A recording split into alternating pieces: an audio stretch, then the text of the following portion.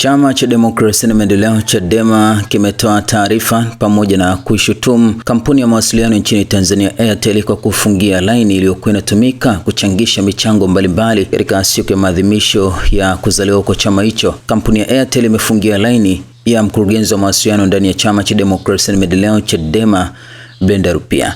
Kwa mujibu wa taarifa iliyotolewa na Chadema, wamedai kwamba Chama cha Demokrasia na Maendeleo Chadema kina uhalifu wa namba ya simu ya mkurugenzi wa mawasiliano na uenezi wa Chadema, Mheshimiwa Brenda Rupia 0789160733 iliyokuwa ikitumika kuchangisha michango kwa ajili ya maadhimisho ya siku ya kuzaliwa kwa chama, imefungiwa na kampuni ya Airtel Tanzania tangu tarehe 19 Januari 2026. Baada ya kufanya mawasiliano na uongozi wa Airtel, wamegoma kueleza kwa nini wameifungia namba hiyo. Badala yake wamesema wanataka mhusika kufika katika ofisi zao popote nchini. Hatua ya kumtaka mtu kufika kwenye ofisi zao inashangaza, kwani kampuni hiyo imekuwa ikihamasisha huduma za kidijitali kwa wateja wake, ikiwa ni sehemu ya mkakati wa kupunguza msongamano wa watu katika matawi yao. Chadema inalaani vikali kitendo hiki na kuitaka Airtel Tanzania kuacha kujihusisha na kutumiwa na mifumo ya kisiasa kukandamiza demokrasia na kukiuka haki za raia. Aidha, tunasisitiza umuhimu wa kampuni hiyo kulinda faragha na haki za watumiaji wa huduma zake. Pili, tunaitaka Airtel Tanzania kufungua mara moja akaunti hiyo ya Airtel Money, kwani kuchangisha michango kwa wazi kwa madhumuni halali si kosa. Taifa linafahamu vyema lengo la michango hiyo na kuna sababu ya msingi